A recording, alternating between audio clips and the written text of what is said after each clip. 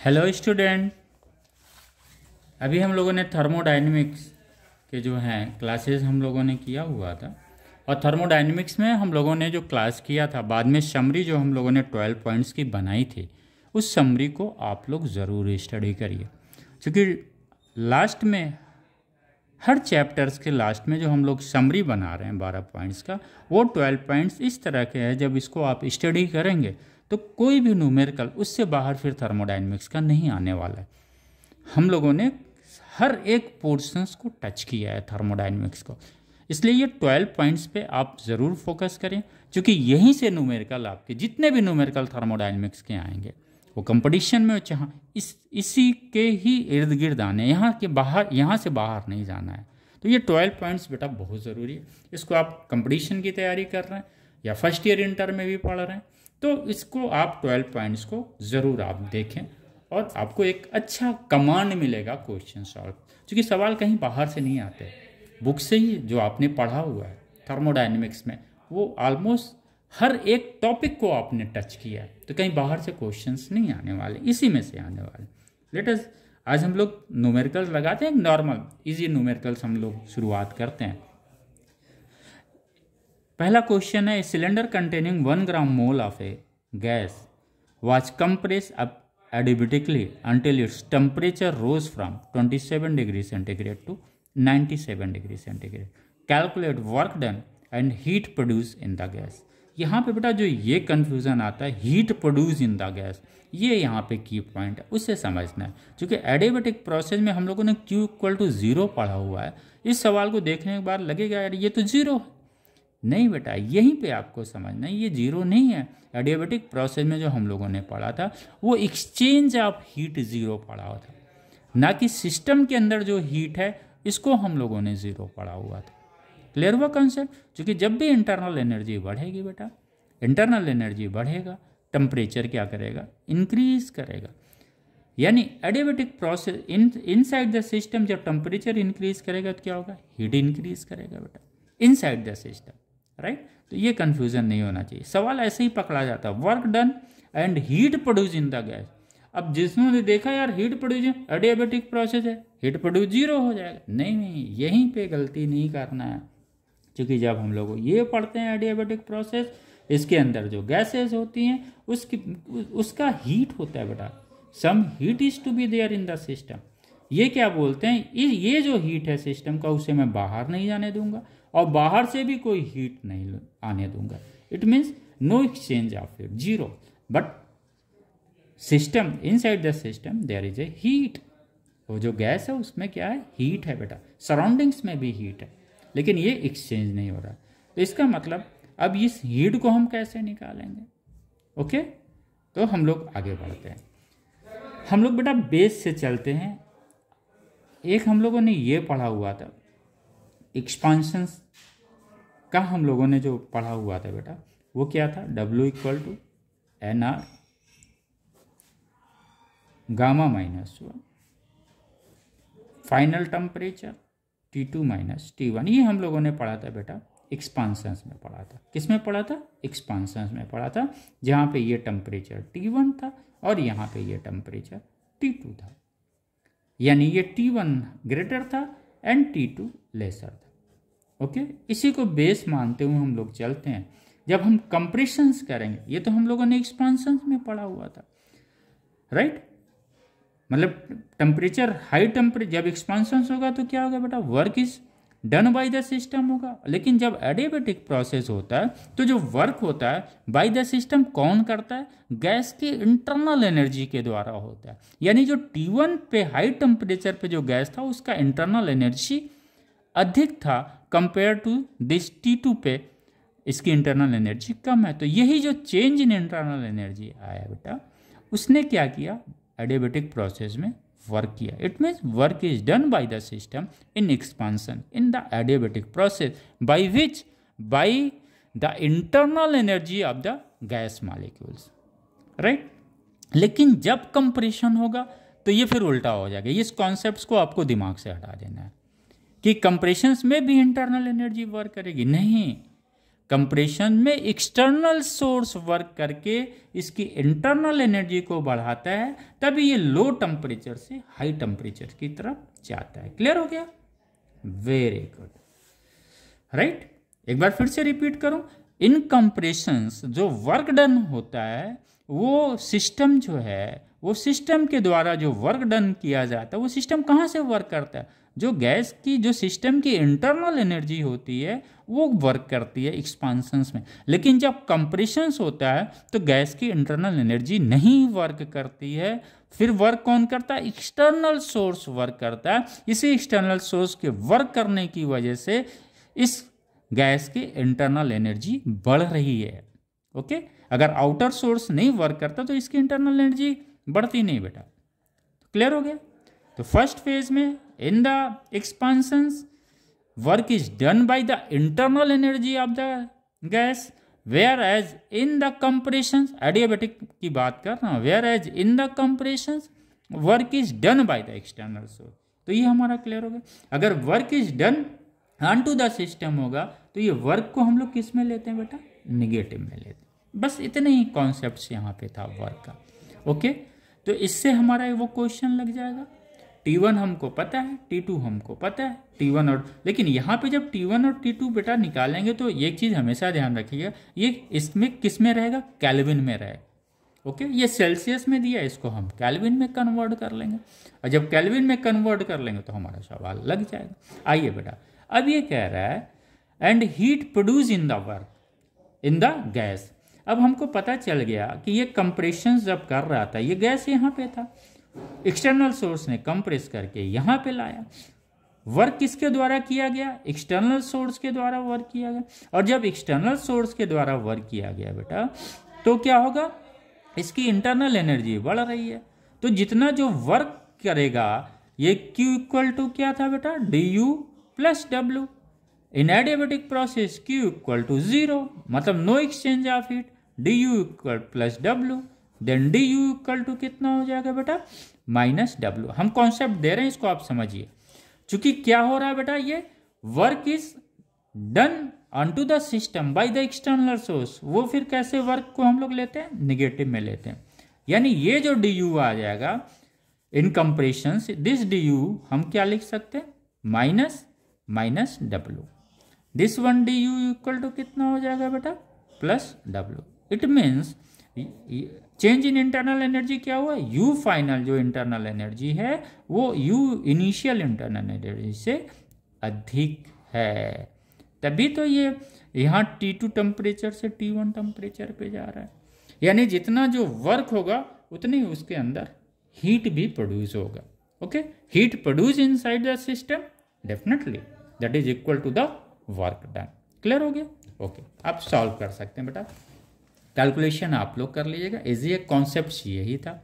W equal to this one, यहाँ पे T2 से T1 पे गए, लोअर टेम्परेचर से हायर टेम्परेचर पे गए, तो इनिशियल जो इंटरनल एनर्जी है वो फाइनल इंटरनल एनर्जी अधिक है इनिशियल इंटरनल एनर्जी से। वैल्यू हमने रख दिया, T2 की वैल्यू 300 है, T1 की वैल्यू 370 है। अगर हम वैल्यू रखेंगे तो ये कितना आ जाएगा बेटा? -70 आएगा। -70 minus this R equal to +70 हो जाएगा। 1 माइनस 1.5 दिया हुआ है गामा, इसकी वैल्यू रख देंगे तो this work is come in the negative. R की वैल्यू 8.31 जूल पर मोल पर केल्विन है, इसकी वैल्यू हम लोगों ने रख दिया। तो वर्क डन कितना आया बेटा? निगेटिव में ही आएगा। अगर निगेटिव में आएगा तभी आपका अप्रोच सही है। This one is the minus 1162 joule. अब इसको कैलोरी में आप बदल सकते हैं, वेरी इजी है। 4.2 जूल इक्वल टू 1 कैलोरी। तो इसको हम लोगों ने इतना 162 joule equal to this calorie, it means this much of calorie जो है हीट प्रोड्यूस होगा, राइट? 276.70। तो वर्क डन आपका कितना आ गया? इतना जूल आ गया। ओके, हीट प्रोड्यूस कितना हो गया? कैलोरी में हम लोगों ने निकाल लिया बेटा, ये तो जूल में वर्क डन दिया था, इसी जूल को हम लोगों ने कैलोरी में कन्वर्ट कर लिया। कुछ नहीं किया, जितना वर्क डन हुआ है बेटा उतनी ही हीट प्रोड्यूस होगा उसके अंदर।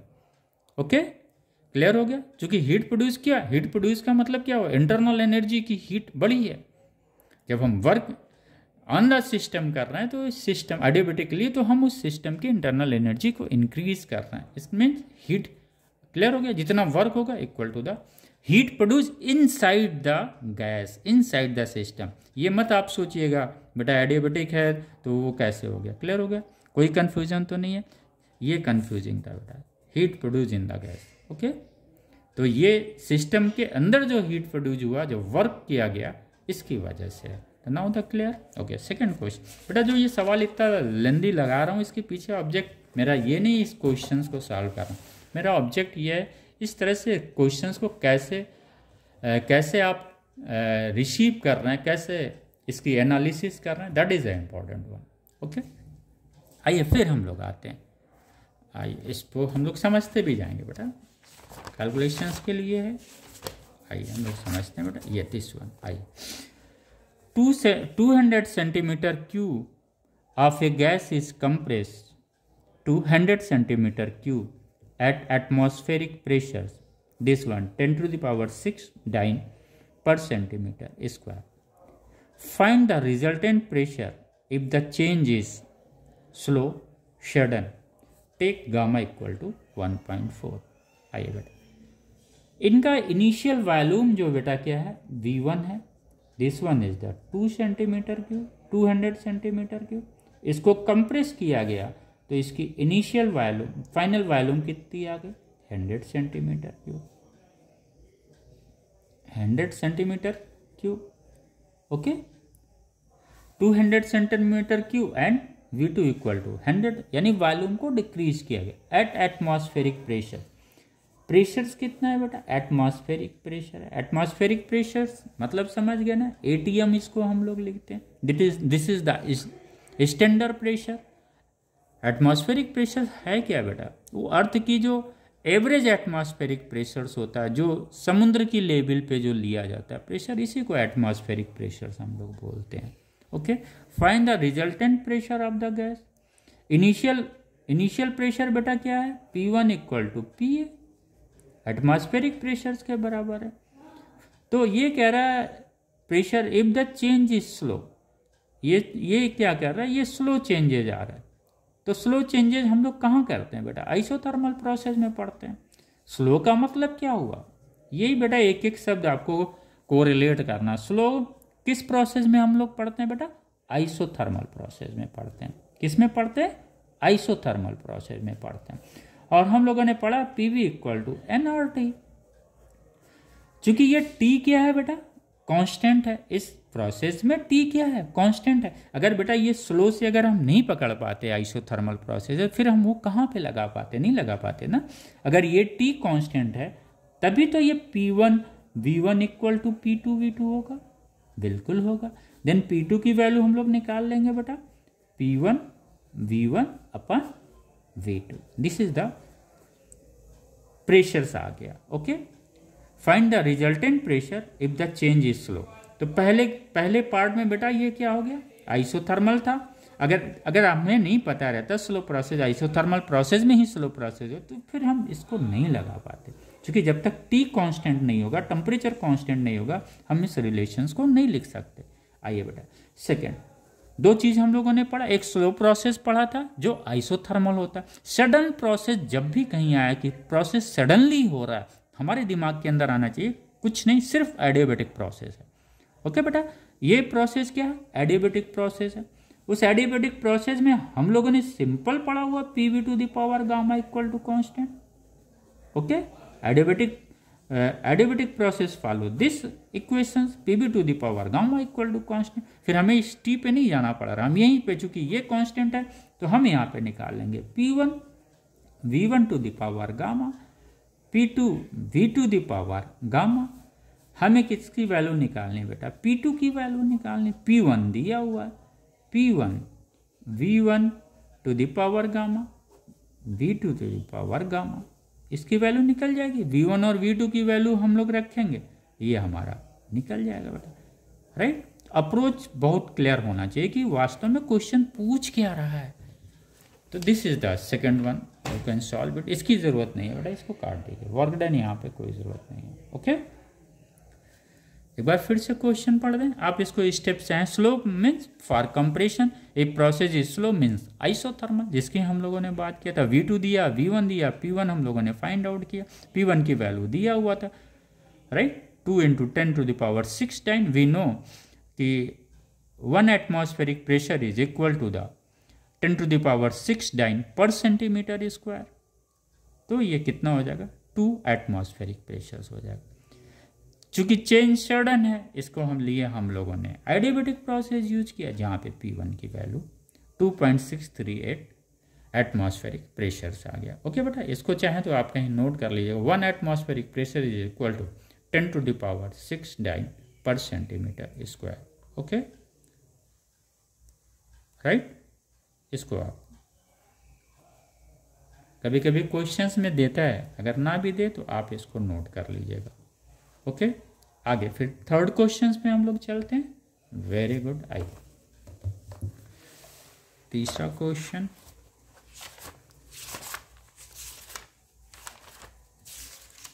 थर्ड क्वेश्चन बेटा हम लोग कहाँ, यहीं पे लगा, अच्छा आगे लगा। Third question is this one. 3 moles of an ideal gas at 127 degrees centigrade expand isothermally until the volume is double। आइए, हम लोगों को तो मिल गया जो चाहिए था हम लोगों को, ये आ गया बेटा आइसोथर्मली। आइसोथर्मल का कर्व इस तरह से क्यों होता है हम लोगों ने डिस्कस किया ही था, राइट। तो ये हमारा क्या है, वो कह रहे हैं 3 moles of an ideal gas at 127 degree centigrade. ये कह रहे हैं जो इनिशियल टेम्परेचर है बेटा, यहाँ पे उसका टेम्परेचर क्या है, T1 है। इस T1 को वो कह रहे हैं 127 डिग्री सेंटीग्रेड। इसको केल्विन में हमेशा कन्वर्ट करिएगा, राइट। तो इससे क्या हो जाएगा बेटा, 127, इसको केल्विन में हम लोगों ने किया 7 3 10, 7 2 9, 1 10, 2 1 3, 400 केल्विन आए, राइट। एक्सपांड आइसोथर्मली, बिल्कुल। ये यहाँ पे कह रहे हैं until the volume is double. यहाँ पे अगर वॉल्यूम V है बेटा, तो यहाँ पे वॉल्यूम कितना हो जाएगा, 2V हो जाएगा। इसका मतलब V1 equal to V and V2 equal to कितना हो गया, 2V हो गया, right. Calculate the amount of work done and heat absorb. इसमें तो क्या है, जब भी आइसोथर्मल एक्सपांशन होगा बेटा, ये यहाँ पे जो वर्क हो रहा है बेटा, एक्सपांशन में क्या हो रहा है, जब भी आइसोथर्मल एक्सपांशन होगा वहाँ पे जो ये एक्सपांशन हो रहा है, और जब भी एक्सपांशन होगा वर्क इज डन। यहाँ पे जो एक्सपांशन हो रहा है बेटा किसके द्वारा हो रहा है, आप इसको सोचें। आइसोथर्मल में हम लोगों ने एडियाबेटिक में एक्सपांशन पढ़ा था, बहुत अच्छा पढ़ा था हम लोगों ने। आइसोथर्मल में क्या है, अगर ये T1 है तो ये T1 हर जगह रहेगा, यहाँ पे भी रहेगा, यहाँ पे भी रहेगा। आइसोथर्मल में इंटरनल एनर्जी क्या हो जा रही है बेटा, 0 हो जा रही है। देखिए हम खुद से सवाल कर रहे हैं, ऐसे ही आपको भी सवाल करना रहता है। क्योंकि बेटा आइसोथर्मल में क्या है, ये T1 है, T1 को मान के चलिए दिस इज द T, क्योंकि टेम्परेचर तो through out the process constant रहेगा। और हम लोगों ने फर्स्ट क्लास से यही पढ़ा, Q equal to DU plus W। Isothermal process में चेंज इन इंटरनल एनर्जी 0 होती है। गैस की इंडिविजुअल इंटरनल एनर्जी हर स्टेट पे रहेगी बेटा, लेकिन जब change in internal energy isothermal में पूछें, हमेशा ये ध्यान में रखिएगा, change in internal energy 0, internal energy तो गैस की है ही है हर स्टेट पे। देन Q इक्वल टू क्या हो जाएगा बेटा, W। आइए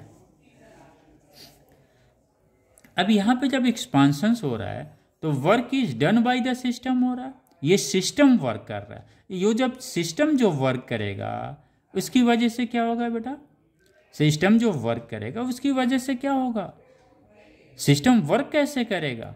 एडियाबेटिक प्रोसेस में एक्सपांशन में तो इंटरनल एनर्जी ने वर्क कर दिया, लेकिन आइसोथर्मल में कौन वर्क करवाएगा, तो ये बेटा हीट लेगा बाहर से। ये क्या करेगा, हीट बाहर से लेगा, रिजेक्ट नहीं करेगा। आइसोथर्मल प्रोसेस में जब भी एक्सपेंशन होगा ये हीट बाहर से लेगा, वही हीट वर्क कराता है बेटा। और जब कंप्रेशन होगा आइसोथर्मल प्रोसेस में तो हीट क्या करेगा, वो रिजेक्ट करेगा। क्लियर हो गया। यानी हम कैलकुलेट, क्वेश्चन बेटा कम लगा रहे हैं, हमें क्वेश्चन नहीं समझना है, हमें प्रोसेस समझना है। Calculate the amount of work done and heat absorb, समझ में आ गया। आइसोथर्मल एक्सपेंशन में हीट क्या होता है, एब्जॉर्ब होता है। कंप्रेशंस में क्या होता है, हीट रिजेक्ट होता है। चूंकि इंटरनल एनर्जी जीरो है, इसलिए जितना work is done by the system होगा उतनी वो हीट रिलीज करेगा। तो वर्क डन निकाल लेंगे, वही हीट हो जाएगा बेटा। क्योंकि work is done on to the system. जब सिस्टम वर्क करता है तो वर्क को हम लोग किस में लेते हैं बेटा, पॉजिटिव में लेते हैं। हीट जब रिजेक्ट करेगा तो क्या, हीट जब एब्जॉर्ब करता है तो हम लोग क्या लेते हैं। तो ये चीज़ें बेटा है, समझते हैं। आइए, कोई नहीं, V2 हमारा क्लियर हो गया। हमको पता है एक्सपांशंस में क्या होता है, यहाँ पे आइसोथर्मल एक्सपांशंस है, एडियाबैटिक तो है नहीं। आइसोथर्मल का हमको पता है बेटा, W = nRT log V2/V1, N की वैल्यू 3 है, R की वैल्यू 8.31 है। टेम्परेचर हम लोगों ने 400 निकाल लिया, ये log 2 to the base E है, इसकी वैल्यू 0.6931 होती है। अगर इसको हम रखते हैं तो ये आएगा 6912 जूल। ये क्या हुआ, work is done by the system हो गया। इसकी वजह से क्या हुआ, हीट सिस्टम ने क्या किया, एब्जॉर्ब किया, रिजेक्ट नहीं किया, एब्जॉर्ब किया। तो वर्क डन के बराबर ही क्या करेगा सिस्टम, हीट को एब्जॉर्ब करेगा। तो ये जूल आ गया, जूल को कैलोरी में हम लोग बदल सकते हैं। आई थिंक बेटा this third one is clear. आइए फोर्थ हम लोग क्लियर करते हैं। A volume of 10 metre cube of a liquid is supplied with 100 kilocalorie of heat and expand at constant pressure of 10 atmospheric to a final volume of 10.2 meter cube. Calculate the work done and change in internal energy. आइए फिर से repeat करते हैं। A volume of 10 meter cube of a liquid, a volume of 10 meter cube of a liquid is supplied. कोई liquid है 10 metre cube का, उसमें क्या हुआ है, इतना हीट सप्लाई किया गया है। क्यू हीट कितना है बेटा, 100 किलो कैलोरी, 10⁻³ कैलोरी। और this one is the heat supply, किसको किया गया है, 10 मीटर क्यूब वाटर को किया गया है। अब ये 10 मीटर क्यूब वाटर को किया गया तो इसका वॉल्यूम कितना हुआ, 10.2। तो चेंज इन वॉल्यूम कितना आ गया, इसका expand at constant pressure P। तो चेंज इन वॉल्यूम ही तो वर्क डन होगा बेटा। P कांस्टेंट है, चेंज इन वॉल्यूम, प्रेशर दिया हुआ है, चेंज इन वॉल्यूम दिया हुआ है, तो हम वर्क डन निकाल लेंगे। जब वर्क डन निकल जाएगा तो चेंज इन इंटरनल एनर्जी भी निकल जाएगी, राइट। क्योंकि फर्स्ट लॉ ऑफ थर्मोडायनेमिक्स क्या है, लिक्विड, गैस और सॉलिड तीनों के लिए एप्लीकेबल है। क्लियर। तो हमने V1 V2 this one 10⁶ atmospheric पे ये प्रेशर्स दिया हुआ है, राइट। इसको हम लोगों ने लिख दिया, वन एटमॉस्फेरिक प्रेशर है 10⁶ न्यूटन मीटर स्क्वायर, ये बेटा 10⁵। ओके, इसको हम लोग रखेंगे 10⁵। 1 atmospheric pressure is equal to 10⁵ newton metre square होता है, राइट। इस चीज़ को थोड़ा सा आप लोग ध्यान रखेंगे, ये छोटी छोटी चीज़ें हैं, कहीं कहीं आप एक जगह लिख डालेंगे तो क्लियर हो जाएगा, राइट। 10⁵ होगा, यानी यहाँ पे जो हीट आएगा ये 10⁵, this one 10⁶, this one 10⁵ joule. यहाँ पे क्लियर है बेटा 5 joule, this one is the 5, right. Value रख देंगे, वर्क डन इतना आ जाएगा, 48 किलो कैलोरी आ गया, 48 × 10⁻³ कैलोरी आया, दिस वन कैलोरी की वैल्यू होगी। चेंज इन इंटरनल एनर्जी पूछा, हमको पता है हीट सप्लाई कितना 100 है, वर्क डन कितना हुआ 48 हुआ। Apply the first law of thermodynamics, 100 - 48 = 42 kilo calorie. Clear. Calculate the work done and change in internal energy. आइए नेक्स्ट सवाल। When a gas is taken from a state A, when a gas is taken from state A to another state B, ये कह रहे हैं एक gas A state पे है, इसको हम B स्टेट पे ले आए, this one is the B state, this is the question, A to B आया, okay. B via one path, एक पाथ किसी एक पाथ के द्वारा इट एब्जॉर्ब 25 कैलोरी हीट, यानी जो यहाँ पे क्यू लगा ये बेटा है 25 कैलोरी। ओके, दिस रास्ते से 25 कैलोरी हीट लगा, heat while doing 70 joule work, इस रास्ते से आने पे 70 जूल वर्क हुआ करना पड़ा। ओके बेटा, इट एब्जॉर्ब 25 कैलोरी, इसका मतलब 25 कैलोरी हीट उसने एब्जॉर्ब किया, यानी उसका एक्सपांशन हो रहा है।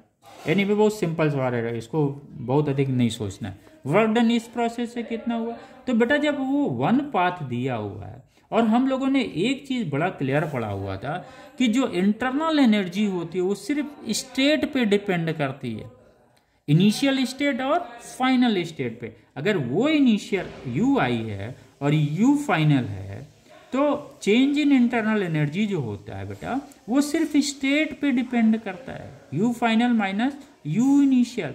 It does not depend on to the path, हम चाहे इधर से आए, चाहे इधर से आए, चाहे इधर से आए, कहीं से भी आएंगे बेटा वो चेंज इन इंटरनल एनर्जी क्या होगी, हमेशा सेम रहेगी, one points to another point. यानी ए टू बी पे जाने के लिए अब इससे हम क्या करेंगे, फर्स्ट जो रिलेशन दिया है बेटा उससे हम क्या करेंगे, चेंज इन इंटरनल एनर्जी निकाल लेंगे। यही चेंज इन इंटरनल एनर्जी किस पे अप्लाई होगा, सेकेंड पाथ के लिए होगा या थर्ड पाथ, फोर्थ पाथ। सवाल सिर्फ यही है, how much heat has to supply in taking the same gas from state to state B via another path when it perform 200 joule of work. ये कह रहे हैं दूसरे पाथ से आने पे 200 जूल वर्क उसने किया, राइट। तो कितनी हीट की सप्लाई जरूरत पड़ेगी, how much has to supply, right. Clear हो गया, यहां से हमने डी यू निकाल दिया। सेकेंड से हम क्या करेंगे, क्यू इक्वल टू क्या हो जाएगा बेटा, D you plus W. Second process में क्या दिया हुआ, वर्क दिया हुआ 200 जूल, इंटरनल एनर्जी हमें पहले से निकल गई है तो टोटल हीट हमें पता चल जाएगा, how much heat required. Now this question very easy बेटा, बस कॉन्सेप्ट होना चाहिए कि जो इंटरनल एनर्जी होती है सिर्फ इनिशियल स्टेट और फाइनल स्टेट पे डिपेंड करती है, it does not depend on to the path, right. Clear, तो इसको कॉन्सेप्ट यही, अगर ये कॉन्सेप्ट नहीं आता तो बेटा ये क्वेश्चन फिर हम लोगों से नहीं लगता, राइट। आइए नेक्स्ट क्वेश्चन चलते हैं, question number 6। The internal energy, कहाँ हम लोग चले गए, तो ये बेटा क्लियर हो गया सवाल, question, right. Fifth question, when a gas is taken from one state A to another state B by one path it absorb 25 calories of heat while doing 70 joule of work, how much heat has to supply in taking the same gas from state A to state B via another path when it perform 200 joule of work। इसको हम लोगों ने बेटा solve कर लिया। आइए next question हम लोग लगाते हैं बेटा, क्वेश्चन नंबर 6। ओके, आइए हम बेटा सिर्फ क्वेश्चंस के कॉन्सेप्ट्स को क्लियर करने की कोशिश कर रहे हैं, इस चीज को आप समझिए। और यही तरीका होता है क्वेश्चन सॉल्व करने का फिजिक्स का, जितना आपका नॉलेज है उड़ेल लीजिए। The internal energy of a monoatomic ideal gas is 1.5 nRDT। किसी गैस की, मोनोएटॉमिक गैस जिसकी इंटरनल एनर्जी ये दिया हुआ है, 1 mole of helium is kept in a cylinder of cross section area this one. The cylinder is closed by a light frictionless piston. The gas is heated slowly in process during which total of 42 joule heat is given to the gas. If temperature rises through 2 degrees centigrade, find the distance moved by the piston. Atmospheric pressure दिया हुआ है 100 kilo Pascal's दिया हुआ है। Okay, आइए हम लोग लगाते हैं बेटा, क्या कह रहा है, एक इन्होंने दिया हुआ है, कहाँ से, अच्छा यहाँ से शुरू करते हैं बेटा, देश ये क्या किए हैं, इंटरनल एनर्जी बेटा उसका इन्होंने दिया हुआ, U इक्वल टू 1.5 nRT दिया हुआ है, right. This is the internal energy दिया हुआ ही, और गैस क्या है 1 मोल, हीलियम क्या है 1 मोल गैस दिया, N इक्वल टू 1 दिया हुआ है, ये हमको पता है, R की वैल्यू हमको पता है बेटा, T हमें देखना है, kept in a cylinder of cross section area this, ये कह रहे हैं कोई सिलेंडर है जिसका क्रॉस सेक्शन एरिया क्या है बेटा, ए है, राइट। क्रॉस सेक्शन एरिया मतलब समझ गया, ये कोई सिलेंडर है, उसको हमने यहाँ क्रॉस करके दिया है, दिस वन, इसको हम लोग यहाँ पे ऐसे दिखा देते हैं, ये एरिया जो है क्या है, ए है, right. The cylinder is close by A light frictionless piston, वो कोई पिस्टन है उससे क्लोज कर दिया गया। The gas is heated slowly in process during which it total of it, कोई इस गैस को इसको स्लोली हीट दिया जा रहा है, और ये गैस क्या है, 40 जूल हीट जो है इस गैस ने लिया, कितना लिया, Q equal to 42 joule, okay. If temperature rises through 2 degree centigrade, इसका मतलब वो टेम्परेचर कोई T होगा, वो इनिशियल टेम्परेचर T होगा, फाइनल T2 होगा, तो दिस dt की वैल्यू कितनी आ गई बेटा, दिस dt की वैल्यू आ गई दिस वन, 2 डिग्री सेंटीग्रेड दिया। Find the distance moved by the piston, right. अब यहाँ पे सवाल आता है बेटा कि पिस्टन का जो है डिस्टेंस कितना मूव किया, अगर उसका बेटा प्रेशर्स बढ़ेगा, अगर यहाँ पे हीट चूंकि दिया जा रहा है, हीट की वजह से टेम्परेचर बढ़ रहा है, टेम्परेचर बढ़ेगा तो क्या होगा, प्रेशर्स बढ़ेगा, और जब प्रेशर्स इंक्रीज होगा तो हम लोगों ने क्या पढ़ा हुआ, P इक्वल टू एफ अपान ए, यही ला हम लोगों ने पढ़ा है। तो फोर्स क्या हो जाएगा बेटा, force equal to P into A हो जाएगा। अगर हम इस पिस्टन को x तक ले जाते हैं, यहाँ x डिस्टेंस डिस्प्लेस हुआ, तो वर्क डन कितना हो जाएगा, W F इंटू एक्स हो जाएगा, this one equal to P A into X हो जाएगा, और यही AX क्या है बेटा, ये चेंज इन वॉल्यूम है, it mean W equal to P into DV हो जाएगा। तो इससे work done, if temperature rises through इतना, find the distance move, work done आ गया तो हम फिर डिस्टेंस भी तो निकाल लेंगे, तो डिस्टेंस निकालने का यही तरीका, ओके। आप कैलकुलेट कर लीजिए इसको, सिंपल है ये, बस इसको ये समझिएगा कि वर्क डन क्यों आता है, फोर्स इंटू डिस्प्लेसमेंट हुआ ना वर्क डन, यही चीज़ हम लोगों ने अप्लाई किया, ये एक्स किया है। देखिए बेटा अगर आप ऐसे क्रॉस सेक्शन देखेंगे तो नहीं समझ में आएगा, जब भी क्रॉस सेक्शंस का है तो आप ऐसे नहीं समझ में आता, ऐसे आप समझ लीजिए, ये मान लीजिए कोई सिलेंडर है, राइट, और ये सिलेंडर है बेटा, ये सिलेंडर कोई है, दिस सिलेंडर, इसी सिलेंडर की बात कर रहा है वो, ये सिलेंडर, तो ये बेटा क्या होगा, दिस वन, ये यहाँ पे आ दिस, ये क्रॉस सेक्शन एरिया होगा बेटा, right, this one is the cross section. अब आपको ये क्लियर नजर आ रहा है, ये ए है, अगर यहाँ पे हटेगा तो ये डिस्टेंस कितना चलेगा, एक्स चलेगा। अब आपको यहाँ पे वॉल्यूम नजर आ रहा है ना, ऐसे इसमें वॉल्यूम नहीं नजर, हम लोग कंफ्यूज रहते हैं कहाँ पे वॉल्यूम है, एक्स कहाँ चलेगा। अब आपको क्लियर हो गया ना, this one is the piston जिसका क्रॉस सेक्शन एरिया है, ये मूव करता है एक्चुअली, और जनरली हमेशा कंफ्यूजन बना रहता है क्योंकि किताब में यही दिया रहता है। अब हमको ये नहीं समझ में आता वॉल्यूम कहाँ से आ रहा है, अरे वॉल्यूम यहाँ से आ रहा है, राइट, इसको आप लगा लें।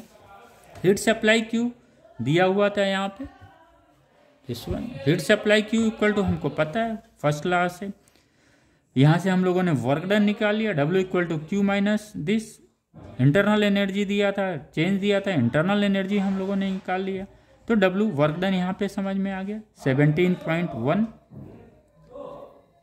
क्लियर हो गया, right. If piston move x distance then W equal to F into x, यही वर्क आया है ना बेटा, वर्क डन हमने निकाल लिया, वर्क डन का ये आ गया, इससे हम लोगों ने पी ए एक्स की value W upon P into A, value जब हम रखेंगे तो x equal to 20 centimetre. Now it's a clear. अब हम लोग आते हैं 7th क्वेश्चन पे, क्वेश्चन नंबर 7। आइए, a Carnot engine has the same efficiency, ये क्या कह रहे हैं, ये जो कार्नोट इंजन है इसकी इफिशियंसी क्या होगी, ये कार्नोट इंजन की इफिशियंसी हम लोगों ने पढ़ा है eta equal to 1 minus T2 upon T1, where the T2 is the temperature of the sink, यानी it means temperature of the cold body, T1 is the temperature of the hot body. ये कह रहे हैं ये दोनों process में efficiency क्या है, इंजन की सेम है। तो यहाँ पे चूंकि टेम्परेचर दोनों का दिया हुआ, सिंक का 100 दिया हुआ T2 और सोर्स का 500 दिया हुआ है, हमेशा ऊपर जो होता है बेटा सिंक का कोल्ड बॉडी का, चाहे रेफ्रिजरेटर का क्वेश्चन लगाएं, चाहे कार्नोट इंजन लगाए, चाहे सिंपल हीट इंजन का लगाएं, ओके। यहाँ से हमारी इफिशियंसी आ गई निकल गई। A Carnot engine has the same efficiency, यानी जो इफिशियंसी इस इंजन की है यही इफिशियंसी इस इंजन की होगी। यहाँ पे 100 क्या था, कोल्ड बॉडी का था, दूसरा क्या था, ये भी टी भी कोल्ड बॉडी का होगा, इसलिए ये टी जो कोल्ड बॉडी का होगा तो इसकी फ्रिक्वेंसी क्या हो जाएगी बेटा, 1 माइनस टी अपन 900। यहीं पे आपको ध्यान रखना है। फ्रिक्वेंसी सब, इसकी इफिशियंसी फर्स्ट इंजन की यहां से निकल गई, सेकंड प्रोसेस में ये इफिशियंसी निकल गई, तो this one is the clear. Okay, इसी पे हम लोग क्वेश्चंस लगा लेंगे। Calculate the temperature of the sink, क्योंकि ये दोनों बराबर है। ओके, क्लियर कर लीजिए। ईटा यहां से हम लोगों ने क्या किया, 1 minus 100/500, that is efficiency of the engine. यहाँ से 4/5 आ गया, 4/5 यहाँ से आ गया, और यही चीज 4/5 है। ये 4/5 से ये इफिशियंसी आ गई हमारी, रख दिया वैल्यू इफिशियंसी की यहाँ पे। Then find the value of this T, 180। Right, कोई कंफ्यूजन? क्योंकि इफिशियंसी सेम है तो इफिशियंसी हम लोग निकालेंगे। आइए क्वेश्चन नंबर 8 क्लियर हो जाइए। दिस वन आप एक बार रीड कर सकते हैं इसको। ओके, लाइक क्वेश्चन नंबर 8 हम लोग आते हैं, सिंपल पढ़ते हैं हम लोग क्वेश्चन नंबर 8। ऐसे ही बेटा रफ कॉपी लेके हमेशा लगाते रहना चाहिए क्वेश्चन। आइए, ये अच्छा क्वेश्चन है, अच्छा क्वेश्चन इन सेंस है, समझना है। समझना क्या, उसमें एक थ्योरम आपके दिमाग में होनी चाहिए। कार्नोट थ्योरम क्या था? कार्नोट थ्योरम क्या बोल रहा था बेटा? कार्नोट थ्योरम यही बोल रहा था कि किसी भी इंजन की इफिशियंसी कार्नोट इंजन की इफिशियंसी से अधिक नहीं हो सकता। This concept is going to be applicable over here. No engine has more efficiency than the Carnot engine. It means Carnot engine की efficiency किसी भी इंजन से हमेशा अधिक होगा। This is the concept. Okay बेटा, इसलिए मैं क्या बोला, ये जो 12 पॉइंट है बेटा, जो हम लोगों का 12 पॉइंट्स है, उसको आप जरूर एक्सरसाइज करते रहिए। आइए, very simple. A heat engine operates between a cold reservoir at temperature T2 and a hot reservoir at temperature T1. It takes 200 joule of heat from the hot reservoir and delivers 120 joule of heat to the cold reservoir. यही तो हम लोगों ने पढ़ा था। एक Carnot engine का खाका खींच लिया करिए बेटा, इससे और सवाल इजी हो जाएगा। ये हमने T1 पढ़ा था, ये हमने Q1 पढ़ा था, ये रिजर्वर था, ये हम लोगों ने T2 पढ़ा था, ये हम लोगों ने Q2 पढ़ा था। और जब हमने हीट इंजन पढ़ा था तो एक रिलेशन हम लोगों को यहाँ भी हम लोगों ने को मिला था, Q2/Q1 इक्वल टू T2/T1। यही चीज आपको रखना है दिमाग में। What could be the minimum temperature of hot reservoir? अब ये ही बेटा सवाल आपसे पूछ रहा हूं, what should be the minimum. तो पहले से क्या है, पहले ने क्या दिया, T2 दिया हुआ, राइट, यहां पे टेम्परेचर दिया हुआ, इसका टेम्परेचर पूछ रहा है, मिनिमम क्या होना चाहिए। तो हमें तो आगे इफिशियंसी निकालनी है। Q1 हमने बेटा, हमको क्या दिया हुआ, and A hot reservoir. Cold reservoir क्या दिया हुआ बेटा, Q2 दिया हुआ। इस Q2 से हम Q1 निकाल लेंगे, बिल्कुल निकाल लेंगे, तो हम लोग निकालते हैं, right. This Q1 equal to this one, Q1 equal to Q2 plus W, right. A heat engine operates between a cold reservoir at a temperature T2 and a hot reservoir at temperature T1. It takes 200 joule of heat from hot reservoir. तो hot reservoir का जो heat क्या मान लिया, Q1 है। Q1 equal to Q2 plus W, W equal to कितना हो गया, Q1 माइनस Q2। W की वैल्यू दिया हुआ है, Q1 कितना दिया हुआ बेटा, Q1 is given over here 200 joule. Okay, it takes 200 joule of heat, तो ये 200 दिया हुआ माइनस 120 यहां निकल गया, कितना आया, 80 जूल। वर्क डन कितना आ गया बेटा, 80 जूल आ गया। क्लियर। इफिशियंसी हम निकाल लेते हैं, Q1 हीट देने पे टोटल वर्क डन कितना मिला, W। टोटल हीट Q1 देने पे वर्क डन कितना हुआ W, यूनिट हीट देने पे this is known as the efficiency, इसकी एफिशिएंसी निकल गई। यहाँ तक तो क्लियर हो गया। अब बेटा यहीं पे कार्नोट थ्योरम हमें लगाना है। ये एक कोई जो इंजन दिया हुआ है इसकी एफिशिएंसी है, हमें क्या निकालनी है, एफिशिएंसी ऑफ T1 निकालना, वो भी मिनिमम। तो कार्नोट जो हमारे कार्नोट थ्योरम था यही कॉन्सेप्ट है। ये बोलते हैं किसी भी हीट इंजन की, अगर ये सपोज मान लिया हमने कार्नोट इंजन है तो इसकी जो इफिकेसी होगी ये हमेशा दूसरे इंजन से अधिक होगी। It means the efficacy of the Carnot engine is greater than और equal to the another engine. इसी कॉन्सेप्ट को हम लोगों ने यहाँ पे लगाया बेटा। इसकी वैल्यू ऐसे आ गई T2/T1 इज ग्रेटर देन और इक्वल टू 1। T1 की वैल्यू पूछा, रिजर्वर की वैल्यू पूछा, T2 की वैल्यू बेटा 300 दिया हुआ है, ये हमने पुट कर दिया। Then T1 is greater than और इक्वल टू 500 केल्विन।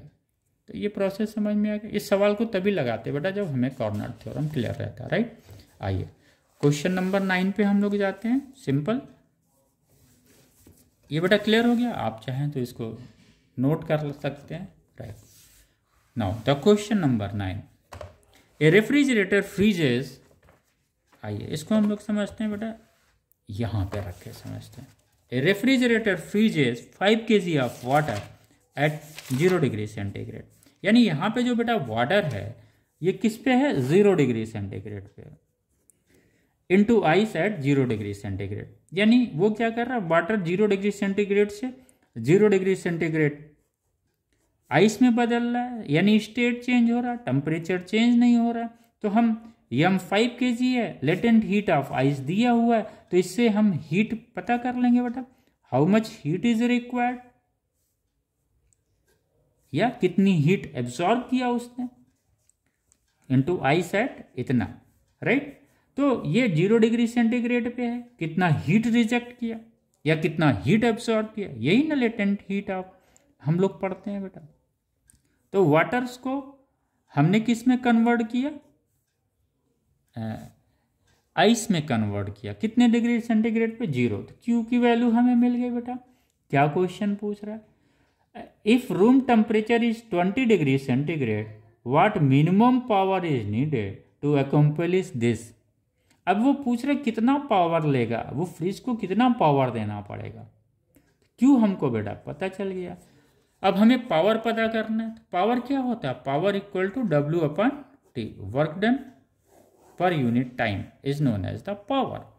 अब हमें यहाँ पे निकालना है बेटा, Q2 हम लोगों ने निकाल लिया। आइए इसको हम लोग समझ लेते हैं। ये टेम्परेचर है Q2, this one, latent heat पता चल गया, T1 टेम्परेचर दिया हुआ है, रूम टेम्परेचर दिया हुआ है, T2 टेम्परेचर 0 डिग्री सेंटीग्रेड पे क्या था, ये था। अब ये कोल्ड रिजर्वर था, ये क्या हो गया बेटा, हॉट हो गया, राइट, रूम टेम्परेचर पे। तो coefficient of performance of refrigerator हम लोग कैसे निकालते थे, heat on the cold reservoir upon work done. Okay, तो इससे हम वैल्यू रखते तो T2/T1 minus this one is the work done. Work done अगर हमने कैलकुलेट कर लिया तो मिनिमम पावर नीडेड W/T। यानी ये जो हमारा डाटा दिया हुआ है उसमें दो चीज़ें हैं बेटा, एक तो ये Q2 हीट हमें कहाँ से मिला, फ्रिज ने दिया, किसको दिया, वाटर को दिया कि भैया तुम भी 0 डिग्री सेंटीग्रेड पे तो हो लेकिन तुम क्या करो, आइस में बदलो। तो ये रेफ्रिजरेटर का क्या हुआ, रेफ्रिजरेटर ने ये इस हीट को मैनेज किया। टेम्परेचर T1, रूम टेम्परेचर क्या था, T1 था, ये T2 हो गया। तो इसको हम क्या कंसीडर, जब भी टेम्परेचर अधिक होगा, अधिक वाले को क्या मान लेते हैं बेटा, रिजर्वर। और यहाँ पे भी सेम रेफ्रिजरेटर का ही कॉन्सेप्ट लगाएंगे, इफिशियंसी ऑफ द, तब जाके ये कोफिशिएंट ऑफ परफॉर्मेंस से आप ये लगा लेंगे, राइट। अच्छा सवाल है बेटा वो। Now the last question 10, it is a very easy one, हम लोग करते हैं। In a Carnot engine the temperature of the source and sink are this one, 500 Kelvin and 375 Kelvin respectively. If the engine consume इतना calorie per cycle, find the efficiency of the engine. Engine consume total जो है, अब आइए बेटा अब यहाँ पे फिर हम लोग यही करते हैं, ये क्या हो गया हमारा रिजर्वर हो गया, ये Q1 कह रहा है टोटल हीट कितना कंज्यूम हुआ बेटा 600 इंटू 10⁻3, ये हीट टोटल कंज्यूम हुआ पर साइकिल। ये मान लिए कोल्ड है, इसका Q2 है, ये T1 है, ये T2 है। क्या कह रहा है the efficiency of the engine, okay the efficiency of the engine तो इजिली निकल जाएगा बेटा 1 माइनस ये आपका सिंक और इतना, सिंक का कितना है ये T2 हो गया ना बेटा, T2 minus T1, right. Efficiency निकल गया 1 माइनस इसको बेटा T2 कितना है 375 पे है and this one is the 500 पे है T1। इसको निकाल लेंगे, कैलकुलेट करेंगे, वैल्यू कितनी आएगी बेटा 0.25 आएगी। जब इसकी वैल्यू हमें आ गई, हमें पता है टोटल हीट कितनी सप्लाई हुई है Q1 किसने किया, हॉट बॉडी ने किया।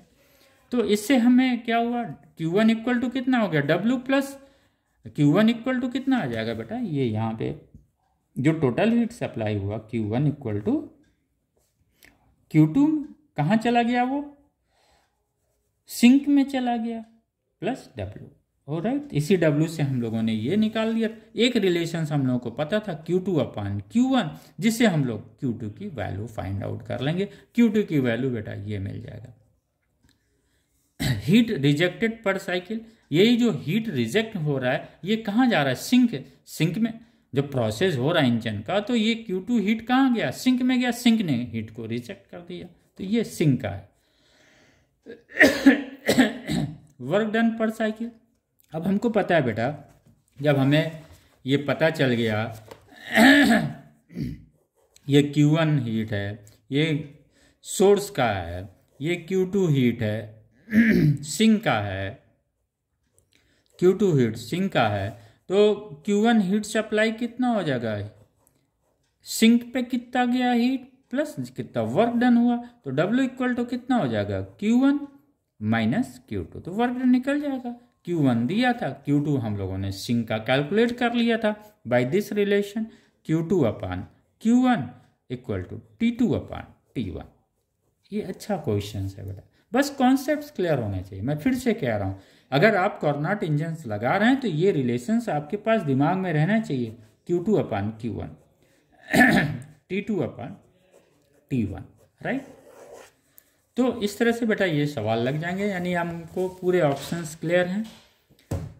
The efficiency of the heat engine आप ऐसे, इसलिए बेटा लिख देता हूँ ना साफ साफ, ताकि आप एंड तक कैलकुलेट कर सको, अदरवाइज क्या होगा फिर आप भी छोड़ देते हो, कैलकुलेशन करते नहीं, जबकि कैलकुलेशन करते रहना चाहिए। एंड तक कैलकुलेशन करने से एडवांटेज यही रहता है बच्चों कि आपको मतलब आंसर्स निकालना ईजी हो जाता है, राइट। नीट में तो और ज़रूरी है, वहाँ तो एंड तक कैलकुलेशन ही है, बीच में कुछ है ही नहीं है। जेई में चलेगा, बीच में कुछ छूट गया तो नीचे हम कवर कर लेते हैं, यहाँ पे क्या कवर करेंगे। नाउ बेटा इट इज़ ए क्लियर, ये एक नॉर्मल छोटे सवाल हम कभी नहीं बोलते, questions always a question, it is a not a. थोड़ा सा अब हम लोग जो अगला क्लास हम लोगों का, उसमें हम लोग 10 क्वेश्चन जो लिफ्ट करेंगे बेटा, वो हम लोग एडवांस क्वेश्चंस लिफ्ट करेंगे, राइट। तो 10 क्वेश्चन वो आपका एक नॉर्मल क्वेश्चन था जहाँ पे एक नॉर्मल सवाल पूछे गए थे। 10 क्वेश्चन जो हम लोग सेशन करेंगे, अगला जो क्लास करेंगे, उसमें हम लोग एडवांस के क्वेश्चंस लगाएंगे। ओके बेटा, थैंक यू। और मैं उम्मीद कर रहा हूँ सभी बच्चे एंजॉय कर रहे होंगे अपने पढ़ाई में। Okay thank you.